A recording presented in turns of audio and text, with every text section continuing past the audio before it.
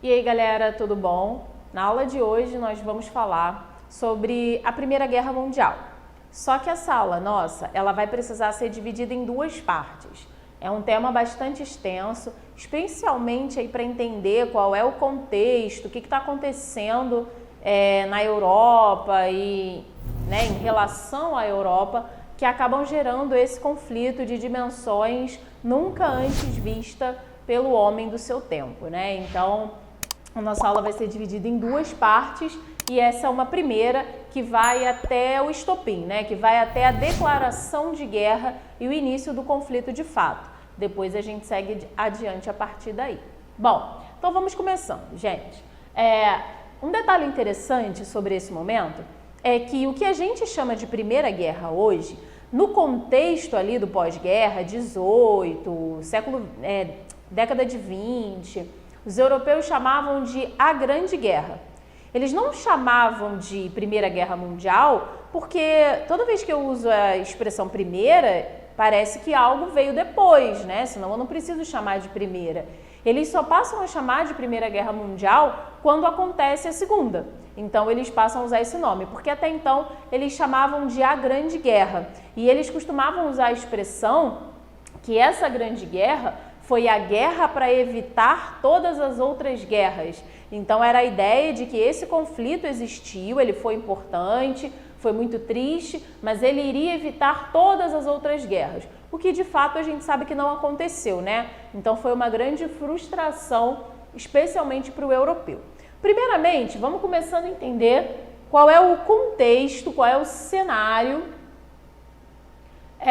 ali do início do século XX que proporcionam isso. Um destaque que eu quero dar, eu não coloquei no quadro porque eu queria comentar com vocês, é que o início aqui, né, os primeiros anos do século XX, eles caracterizam, né, eles são chamados de Belle Époque.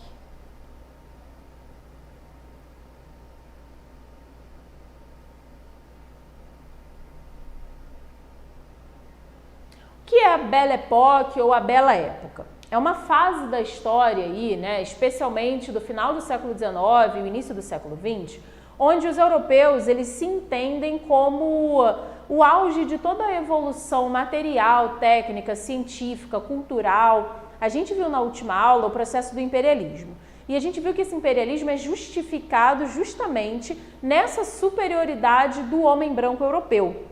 Então, o europeu ele não usava isso como uma forma apenas de justificar o domínio sobre África e Ásia. Ele usava isso porque ele acreditava nisso. Ele acreditava que não era possível alcançar um desenvolvimento tão grande, tão elevado quanto eles alcançaram. Então a Bela Época é essa fase que traduz um sentimento do europeu de pleno desenvolvimento, de ápice, né? Não só no aspecto material, mas cultural também, na sua produção histórica. Então esse sentimento que o europeu vive, ele vai explicar um pouco pra gente por que eles decidem se envolver numa guerra, né? E já dando um spoiler, eles decidem se envolver numa guerra porque eles acreditam que vencê-la vai ser fácil, porque afinal de contas, todo mundo aqui, todos esses países acreditavam que estavam no auge do seu desenvolvimento técnico, material, científico, humano. Então, eles se dispõem a entrar nesse conflito porque acreditam que vai ser fácil, né? E tanto é que o saldo final é o fim da Belle Époque. A Primeira Guerra Mundial faz morrer esse sentimento de auge, de plenitude que o europeu vive. O Erich Hobsbawm, que foi um grande historiador aí do século XX, uma genialidade incrível para explicar para a gente diversos processos históricos, ele diz que na Primeira Guerra Mundial os europeus perceberam que eram mortais. Isso é muito interessante, né? Porque os traumas gerados pela Primeira Guerra fazem o europeu entender que ele é um ser comum, ele é um mortal. E não aquela figura ultravalorizada que ele tinha de si próprio. E a Segunda Guerra, ela vem a confirmar isso, né? Tanto é que justamente após a Segunda Guerra Mundial, começa um processo de descolonização de África e Ásia. Mas me atendo mais aqui ao momento, só queria destacar essa expressão. O Brasil, vamos fazer uma conexão com o Brasil. O Brasil, ele bebe dessa fonte da Belle Époque europeia, especialmente na Reforma Pereira Passos, aqui no Rio de Janeiro, onde a gente vai buscar reurbanizar, né, reestruturar a cidade nos moldes europeus, entendendo que esse europeu é o auge do desenvolvimento, do progresso, é o nosso exemplo a seguir. Bom, além desse cenário, né, que está no campo muito cultural, ideológico, enfim, a gente vai para um campo mais prático aqui. Bom, primeiro tópico, gente, qual é o cenário ali do início do século XX? Disputas imperialistas. Como a gente também viu na nossa última aula, a Conferência de Berlim, ela promoveu a partilha da África. Só que a gente falou também que nem todo mundo fica plenamente satisfeito com a porção que recebe. Inglaterra e França, que já haviam começado esse processo lá em meados do século XIX, ficam com mais territórios do que outras nações. Especialmente a Alemanha, ela fica insatisfeita com a quantidade de territórios que recebeu. Ela acha que tinha direito a mais territórios. Lembra que essa Alemanha, ela também veio se desenvolvendo economicamente e nesse momento aqui na Europa é a principal rival de França e Inglaterra. Isso que eu coloquei para vocês de rivalidades e revanchismos é uma rivalidade que está no campo econômico, das disputas econômicas. Não dissociem, gente, que esse cenário, esse mundo é um mundo capitalista. Então, as disputas que a gente está falando, elas são disputas que estão sim no campo econômico, no campo material. Isso é muito fácil, relativamente fácil da gente compreender, porque se a gente transportar para o mundo de hoje, você vê rivalidades entre países, né? China, Estados Unidos, Irã, Estados Unidos, Alemanha, Rússia. Você vê rivalidades que estão no campo econômico também. Só que, lógico, hoje a gente não espera e nem tem que esperar que isso vire um conflito. Mas aqui nesse cenário vai se transportar, vai se tornar um conflito armado, tá? Então, essas rivalidades elas estão no campo econômico. E dois países que são grandes rivais econômicos são Inglaterra e França. Relembrando também um aspecto da nossa última aula, se você não viu, veja, porque ele é um conteúdo primordial para entender essa Primeira Guerra. Eu falei para vocês que a rivalidade econômica entre ingleses e alemães é muito grande. Os alemães, eles vão produzir até mais aço do que os ingleses ali no início do século XX. Os ingleses achavam que os alemães estavam roubando os seus mercados consumidores porque eles entraram num processo de industrialização posteriormente e já estavam dominando certos mercados. Então, essa rivalidade do campo econômico, ela vai se tornar um aspecto fundamental da Primeira Guerra. E revanchismos. O que é um revanchismo? É um sentimento de revanche, de vingança. Você vai precisar lembrar também de um aspecto que a gente comentou, da rivalidade histórica já, né, que já vem percorrendo algumas décadas, de França e Alemanha. Para isso, você vai precisar lembrar da Guerra Franco-Prussiana de 1870.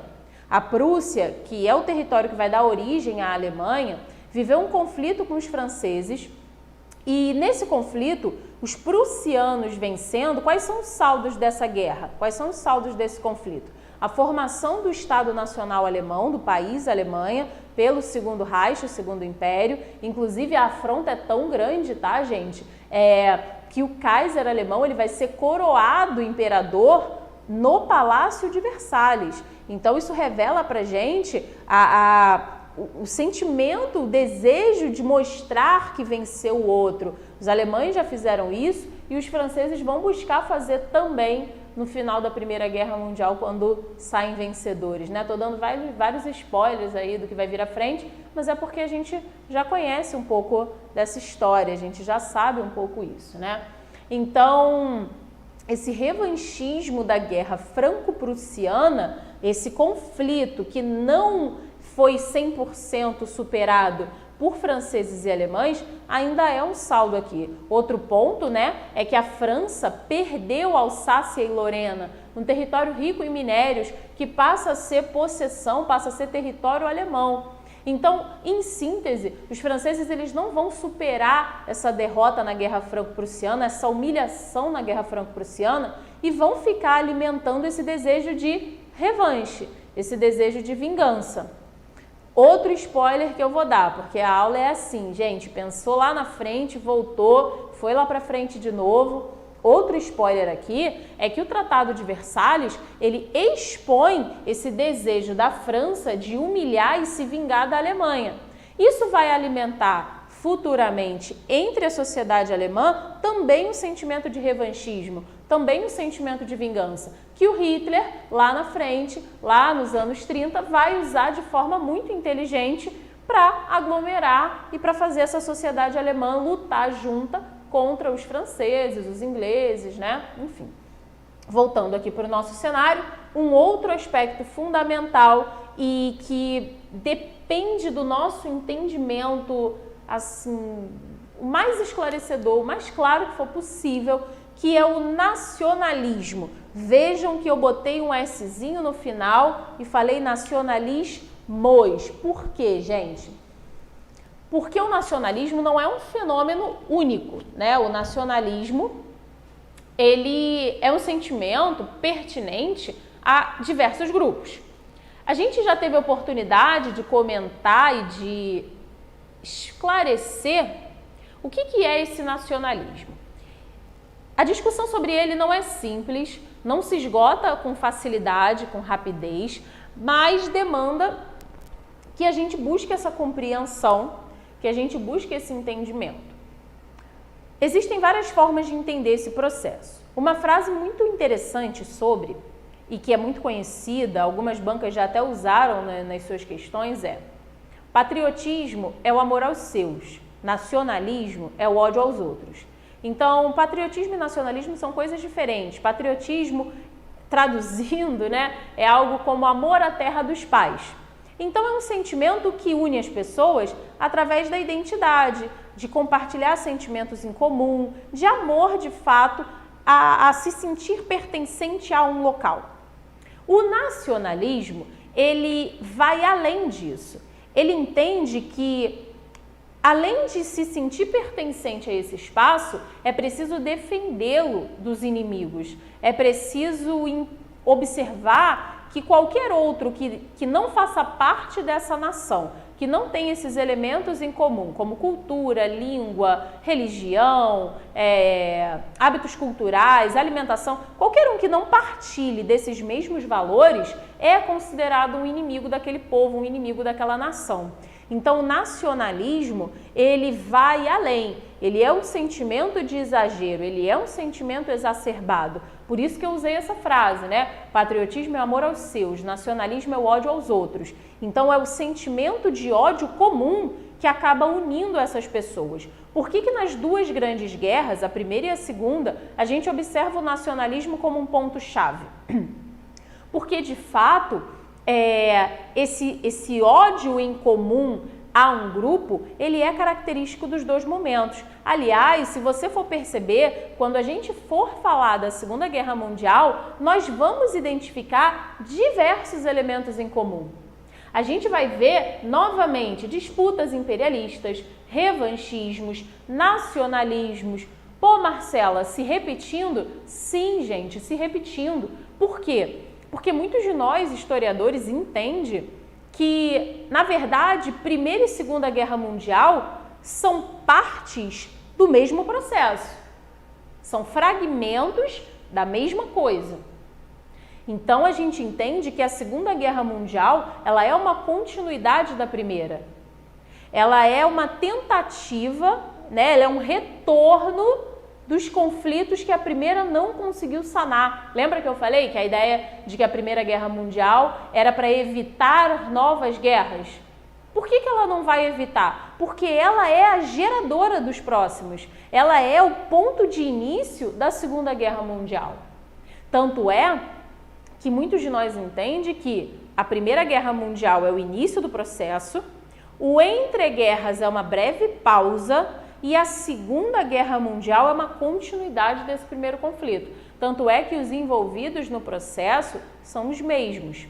Então, é uma forma de entender por que os elementos que antecedem os conflitos são os mesmos. Porque, na verdade, esse processo é uma continuidade, tá? Espero que você esteja entendendo o que eu estou querendo dizer nesse momento. Bom, Então, qual é o contexto dos nacionalismos aqui? E outra, né, antes de dar seguimento nesse cenário, eu vou fazer um link com o Brasil. Vem comigo para você entender. O nacionalismo, ele é um fenômeno que, de modo geral, ele é estimulado na sociedade. As pessoas não nascem com esse sentimento, elas precisam ter ele desenvolvido nessa comunidade. Então, por exemplo, nós aqui no Brasil, quando que nós vamos viver o desenvolvimento desse sentimento de nacionalismo? A gente vai começar a viver isso no final do Segundo Reinado. Ali pelo Segundo Reinado no Brasil, a gente vai começar a ver o estímulo a esse sentimento de nação sendo produzido. E eu vou estabelecer aqui um marco, um evento, um episódio. A criação do IHGB, o Instituto Histórico e Geográfico Brasileiro, é um símbolo disso, né? É um momento em que se busca construir, pesquisar, desenvolver, divulgar, analisar a história e a geografia do Brasil. O entendimento dessas ciências humanas, né? E o IHGB vai ser responsável por isso. Então, nesse momento, a gente cria um projeto de ensino comum. O que isso quer dizer? O menininho que está lá no Nordeste brasileiro, que está estudando lá em Pernambuco, ele não vai estudar apenas a história daquele local onde ele está. Ele vai estudar a história dos bandeirantes, ele vai estudar a história da mineração no Brasil, ele vai estudar como que a região sul do Brasil passou a ser parte do nosso território nacional. Ele vai estudar a história do Brasil. Coisa que até então não acontecia, galera. Por quê? Porque não havia uma produção historiográfica entendendo esse todo. E aí, quando você começa a estudar na escola esse Brasil, que vai do norte ao sul, que inclui o centro-oeste, que tem o sudeste, quando você começa a estudar essa história comum, você se sente pertencente a um todo. Isso é um exemplo, eu estou usando o Brasil para todos vocês identificarem de forma fácil e simples. Mas esse sentimento que eu estou citando, ele é algo que vai sendo produzido. Isso pode ser exacerbado ou não, isso pode se manter num nível estável, num nível que para muitos é até saudável para uma nação, para uma sociedade. Mas muitas vezes esse sentimento ele é extrapolado, ele é levado ao auge, ao limite. É aí que eu vejo o tal do nacionalismo exacerbado. Então aqui, ao invés de ter posto só nacionalismos, eu podia ter posto nacionalismo exacerbado, esse sentimento levado ao limite. Eu acho que muitas vezes pode ser até uma redundância, mas é uma expressão que vocês veem as bancas e os livros trabalhando. Nacionalismo exacerbado, exagerado, levado ao limite da emoção, né? E dentro desse sentimento de nacionalismo, de pertencimento, de ver o outro como um inimigo, de como se defender dele, a gente vai destacar dois movimentos, o pan-germanismo e o pan-eslavismo. Vejam que, nos dois casos, eu tenho esse prefixo aqui, pan, né? O que isso significa? União. Pan é união. Então, união dos povos germânicos e união dos povos eslavos. É interessante pensar o que a partir daqui, galera? Quando a gente fala de grupos étnicos, culturais, a gente está juntando uma série de elementos que remontam à formação dos primeiros grupos humanos, das primeiras comunidades humanas que passaram a viver em sociedade, formar seus primeiros governos, estruturar a sua cultura, seus aspectos em comum. E quando eu olho lá para trás, eu não vou ficar voltando tanto, eu vejo que os povos de origem germânica têm certos elementos em comum. Entendam, gente, que quando eu falo germânico, eu estou falando algo, imagina um bloco grande. Dentro desse bloco grande, existem partes componentes. Então, lá na origem dos germânicos, quem eram os germânicos? Os germânicos eram povos diversos, mas que têm elementos em comum na sua origem. Então, o pan-germanismo defende a ideia dos povos germânicos, da união desses povos germânicos. Quem defendia esse pan-germanismo? Especialmente os alemães. Uma ideia de unidade, uma ideia de defesa, né? Se unir para se defender. Olha a questão do ódio ao outro. Unidos, nós somos mais fortes e podemos nos defender. O pan-eslavismo, por sua vez, defende a união dos povos de origem eslava. Esses povos estavam aonde? Especialmente ali na Europa Oriental. Vai aparecer para vocês, galera, aí no vídeo, um quadrinho que está relacionado a esse pan-eslavismo e a questão dos Balcãs ou questão balcânica. Eu quero que você dê atenção ao que são esses Balcãs, o que é essa região dos Balcãs, o que é essa localidade. Se eu não colocasse esse mapa para vocês e só falasse, a região balcânica é a região entre o Mar Negro e o Mar Adriático, a maioria de vocês não ia ter a menor noção do que eu estou falando. Por quê, gente? Porque a gente, infelizmente, não tem o hábito de estudar mapas. A gente aprende isso na escola, a gente pinta mapa e depois isso entra no limbo do esquecimento da nossa cabeça. Só que para a gente que está fazendo o concurso, isso é de extrema importância. Se eu falar de um ponto no mapa, você tem que ter uma certa facilidade de identificar aonde está isso tem que vir na tua cabeça. Senão, quando uma prova trabalhar numa questão, você vai ter uma grande dificuldade de enxergar, de contextualizar, de saber o que é.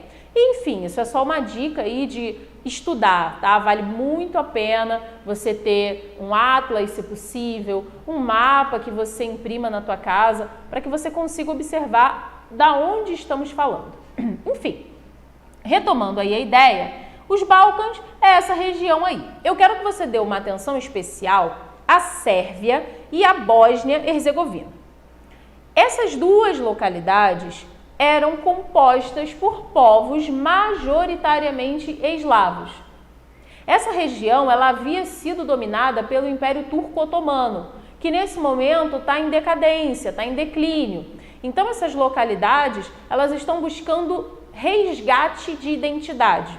Elas foram dominadas por esses povos, pelos turco-otomanos, e agora elas estão buscando identidade. E uma das formas de encontrar essa identidade é unir os povos eslavos. Então, Bósnia e Herzegovina, que até então a gente vai falar só como Bósnia, e a Sérvia pensam em se unir. Esse projeto ele é sérvio, formar a Grande Sérvia, porque nessas duas localidades existiam povos eslavos. Então, quando eu falo para vocês do pan-eslavismo e relaciono isso com a questão dos Balcãs, eu estou falando especialmente do desejo sérvio de criar a Grande Sérvia, onde os povos de origem eslava seriam unidos numa única nação que, para se defender de inimigos, por ter elementos em comum, por ter uma identidade comum, poderia se tornar uma coisa só. Você viu isso acontecer quando você, em algum momento, estudou a formação da própria Alemanha. A Alemanha, ela nasce desse elemento, para se defender. A Confederação Germânica, liderada pela Prússia, se une e dá origem à nação, a esse país. Isso está acontecendo também nessa região aí da Europa Oriental e esse movimento está sendo liderado pela Sérvia, a formação da Grande Sérvia. Eu estou me dedicando a explicar isso para vocês porque é assim que você vai entender o estopim da Primeira Guerra Mundial, beleza? Então, esse pan-eslavismo, essa união dos povos eslavos, é um interesse sérvio de formar a Grande Sérvia, unindo, anexando a Bósnia pelo grande número de eslavos viventes ali também. E olha que interessante. Um país que defendia esse pan-eslavismo era a Rússia. Por quê, Marcela? Basicamente, porque a Rússia queria estar em contato com essa localidade. A Rússia se entende como próxima a isso, a esse ideal, a esse sentimento. E os russos temiam que o Império Austro-Húngaro, que a Alemanha, se aproveitassem da fragilidade desses territórios que pertenceram ao Império Turco-Otomano para também anexá-los, para também dominá-los, que é de fato o interesse do Império Austro-Húngaro, tá? Então a Rússia, ligada nesse interesse, passa a defender o pan-eslavismo, passa a apoiar a Sérvia justamente para criar um aliado contra um rival comum, que era a Alemanha, que era o Império Austro-Húngaro. Então você está vendo aqui, galera, uma série de elementos que se relacionam com rivalidade, disputas étnicas, nacionalismos. Aqui eu vou fazer uma pausa para te dar uma ideia, tá, gente? Que eu acho que eu até já falei em algum outro momento. Quando a gente fala, especialmente do século XX, entender o conteúdo dele não é um trabalho fácil, pelo contrário, é um trabalho que demanda de você uma análise, um pensamento crítico, uma paciência, porque a gente está falando de processos de guerras globais, a gente está falando de disputas, de coisas que estão próximas a nós, mas que nós não vivemos. Então, para a gente ter uma compreensão ampla, não é fácil. Aonde eu quero chegar? Não é numa aula de 40 minutos que tudo vai ficar perfeitamente esclarecido para vocês. Você precisa ver isso, fazer exercícios que nós vamos fazer, né, inclusive em conjunto. Você precisa ver isso, você precisa fazer exercício, você precisa buscar uma revisão, você precisa de forma independente buscar na tua cabeça o que você entendeu, fazer suas próprias anotações, porque é assim que você vai construindo o conhecimento desse processo. Não é simplesmente assistindo a aula ou simplesmente lendo um livro. É juntando tudo isso para você conseguir solidificar esse conhecimento na tua cabeça. Porque realmente, galera, são processos complexos. Tão complexos que geraram guerras globais, que geraram a morte de milhões de indivíduos, né? Algo nunca visto pela humanidade até esse momento aqui. Então, fica a dica aí para vocês, quando falarmos de qualquer assunto do século XX, você precisa estudar isso com muita tranquilidade, paciência, carinho, que é para você conseguir solidificar isso e não ficar perdido, não ficar viajando. Ah, mas o que é pan-eslavismo mesmo? Mas o que é a questão dos Balcãs? Não, se dê tempo, se dê paciência, olha para esse momento que você está em casa estudando como um momento positivo, justamente para você conseguir solidificar o conhecimento, estudar aquilo até o esgotamento, beleza? Então, continuando aí.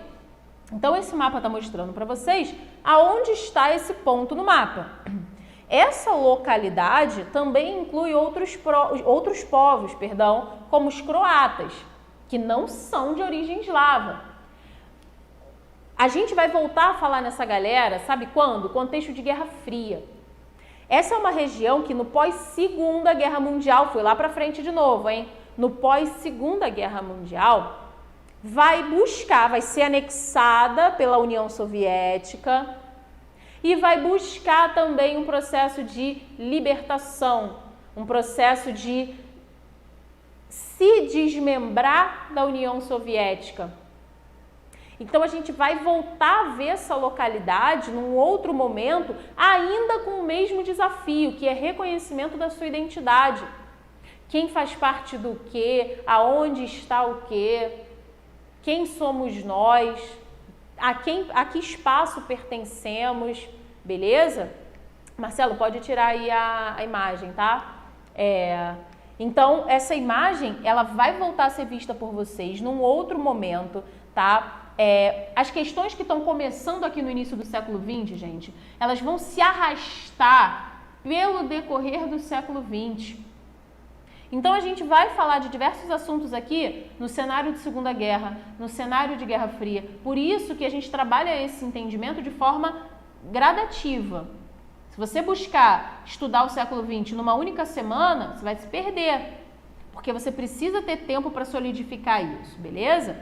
Então, voltando aí à ideia, esse pan-eslavismo, esse pan-germanismo, que defendem união desses povos da mesma origem étnico-cultural, e especialmente em relação aos eslavos, é uma questão significativa devido à região dos Balcãs e à unidade que a Sérvia deseja de formação da Grande Sérvia, anexando a Bósnia, mas isso era um interesse também do Império Austro-Húngaro. Então, a rivalidade desses interesses já vai ser um ponto-chave para o estopim da Primeira Guerra. E como um último elemento aí desse quadro, a gente observa a expressão paz armada. É uma expressão excelente para entender o que está acontecendo nesse momento. Nesse momento, ninguém está em guerra com ninguém. Que momento, Marcela? O início do século XX. 1904, 5, 1910. Ninguém está em conflito aqui. Não tem guerra nenhuma acontecendo entre esses países europeus. Então, eles estão em paz. Porém, essa paz se caracteriza como um intenso investimento em armas, em arsenais bélicos, em preparo militar, em desenvolvimento dos exércitos. Então, essa galera aqui está investindo na construção, na produção de armamentos com maior capacidade de destruição, metralhadoras que possam disparar cada vez mais tiros em menos tempo. Produção de arsenais bélicos como mísseis, né? É interessante perceber gases tóxicos. A ideia aqui é que arma eu posso construir para matar mais com menos esforço, em menos tempo e um número cada vez maior de pessoas. Por que a Primeira Guerra é também tão significativa? Porque nunca se morreu tanto.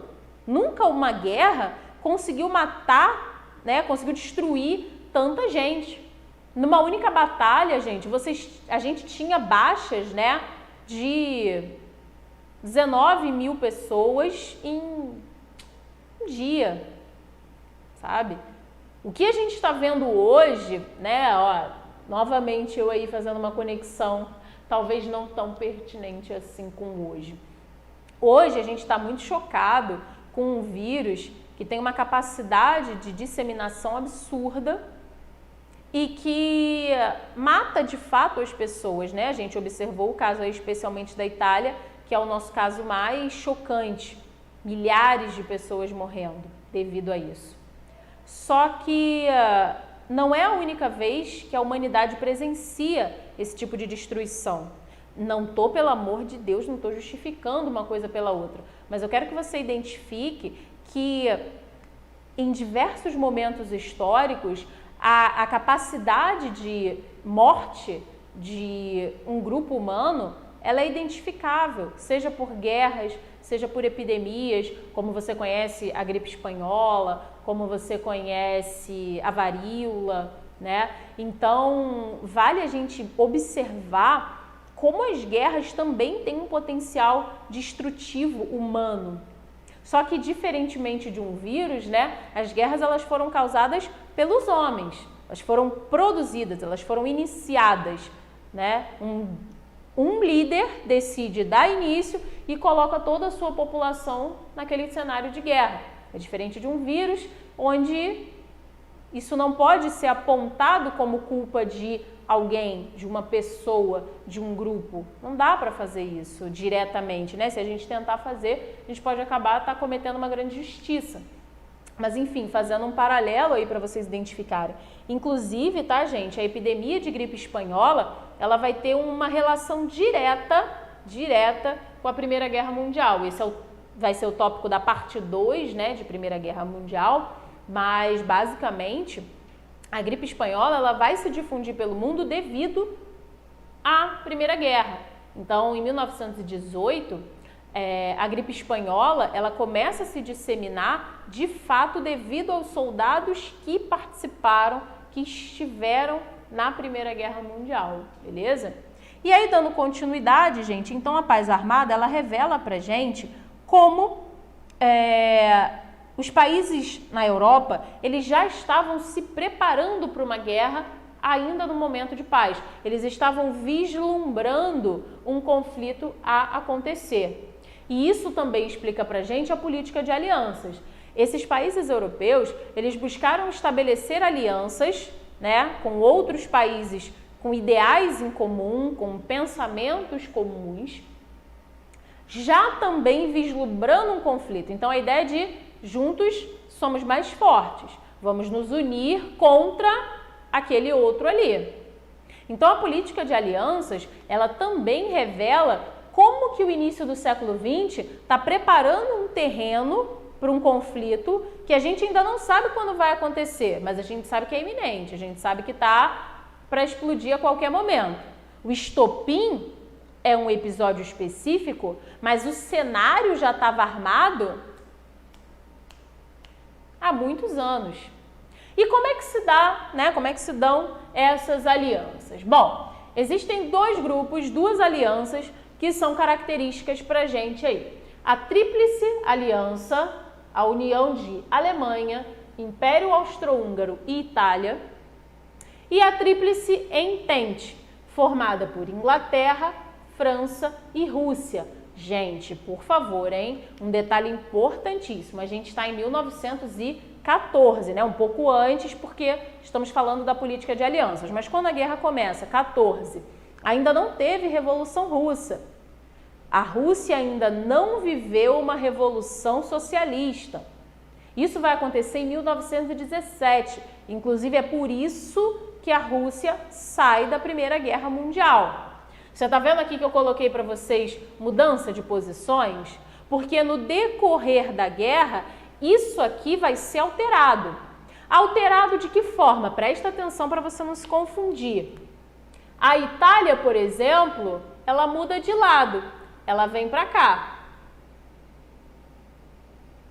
Esses países, Inglaterra e França, vão, vamos dizer assim, né, seduzir a Itália para que a Itália abandonasse a Tríplice Aliança. Então, ela acaba se retirando desse grupo e acaba, de modo até indireto, apoiando a Tríplice Entente.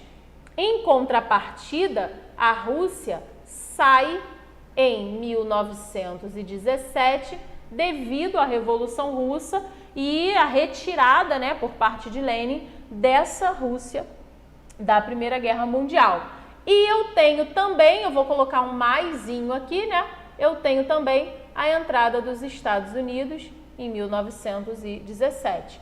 Então, essa Tríplice Entente, ela vai ser reconfigurada no decorrer do conflito, beleza? Como que ela vai ser reconfigurada? Pela saída da Itália da Tríplice Aliança, então essa Tríplice Aliança fica sendo uma aliança dupla aí, né, do Império Austro-Húngaro e da Alemanha. E um detalhe interessante é que o Império Turco-Otomano também tem uma relação ali, de certa forma, indireta, porém significativa. A gente vai comentar isso no final, quando a gente falar no fim dos três impérios. Um dos saldos da Primeira Guerra Mundial é o fim dos três impérios, o Império Alemão, o Império Austro-Húngaro e o Império Turco-Otomano. Isso é muito significativo para a história, tá? Como esse grupo sai derrotado, esses impérios são desarticulados e desfeitos, dissolvidos também, tá? Bom, dando continuidade aí, tá, gente? Então, essa mudança de posições, ela mostra uma reorganização dessas alianças. Os Estados Unidos, especialmente aí entrando no final da guerra, devido a ataques feitos por alemães, é a justificativa que eles usam para participar do conflito, mas isso a gente vai ter oportunidade de discutir na parte 2 da aula de Primeira Guerra Mundial. E aí, dando continuidade, galera, o cenário está pronto.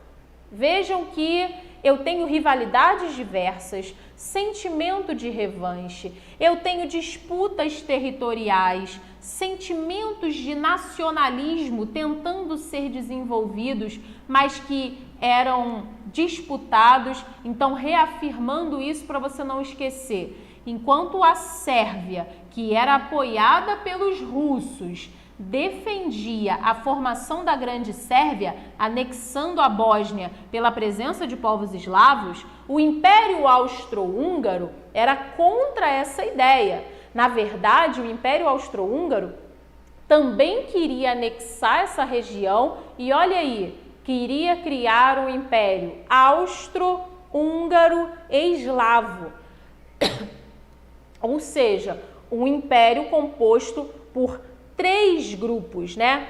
Os austríacos, os húngaros e os eslavos. Se ia dar certo, a gente nunca vai saber. Mas essa era a ideia desse Império Austro-Húngaro, anexando parte dessa região dos Balcãs. Só que, novamente, esse interesse ia de conflito ao interesse sérvio, que, por sua vez, era apoiado pelos russos, como a gente falou lá no início. Então, fica atento a esse detalhe, é a parte mais complexa de se entender da Primeira Guerra Mundial, beleza? O estopim vai vir, então, quando o príncipe herdeiro do Império Austro-Húngaro... Marcela, quem é esse cara? Vamos traduzindo, hein? Quem era o príncipe herdeiro do Império Austro-Húngaro? Um cara chamado Francisco Ferdinando. Ou, falando de forma gringa, Franz Ferdinand. Esse cara, esse Franz Ferdinand, era o herdeiro do príncipe, era príncipe do Império Austro-Húngaro, herdeiro desse trono, próximo da linha de sucessão. E ele viaja até Sarajevo, Marcela, Sarajevo, sim, galera, traduzindo também, capital da Bósnia. Ele viaja até Sarajevo para anunciar a anexação da Bósnia ao Império Austro-Húngaro. Novamente, para criar esse tal do Império Austro-Húngaro Eslavo. Marcelo, e lá na Bósnia, a galera era a favor ou a galera era contra essa ideia? A galera lá era relativamente dividida, mas havia um grande número de apoiadores a esse interesse austríaco, austro-húngaro, né, de anexação. A galera, existia uma parcela dessa sociedade que era muito favorável a essa anexação. Na verdade, gente, bem como em vários momentos históricos, a população é dividida, tá? Tem gente que é a favor da Grande Sérvia, tem gente que é a favor da anexação por parte do Império Austro-Húngaro para que se torne o Império Austro-Húngaro Eslavo. A coisa é fragmentada. Eu vou te dar uma sugestão de filme que eu acho que vai te ajudar a entender legal esse cenário, tá? O cenário do estopim, não é o cenário da Primeira Guerra, não. É para você entender quais são as disputas étnico-culturais, territoriais em relação aos Balcãs e como que se configura tudo isso. O nome do filme é Sarajevo, tá disponível aí em diversas plataformas, rapidinho você acha na internet. E esse filme Sarajevo, ele vai contar especificamente sobre o assassinato do Franz Ferdinand, do príncipe herdeiro. Como aconteceu, quem fez, como foi o processo de busca, né, de captura dos envolvidos. É bem interessante e esclarece muita coisa na cabeça da gente sobre o processo, tá? O nome do filme novamente, Sarajevo, justamente o local onde acontece esse atentado. Como que vai se dar? O príncipe herdeiro e a sua esposa, eles vão ser assassinados por um grupo sérvio, né, por uma liderança do grupo sérvio, um grupo chamado Mão Negra, um grupo nacionalista, ou seja, um grupo interessado na formação da Grande Sérvia, contrária ao interesse austro-húngaro de anexação da Bósnia. Então, como uma forma de represália, né, como uma forma de mostrar isso, esse grupo vai acabar encabeçando.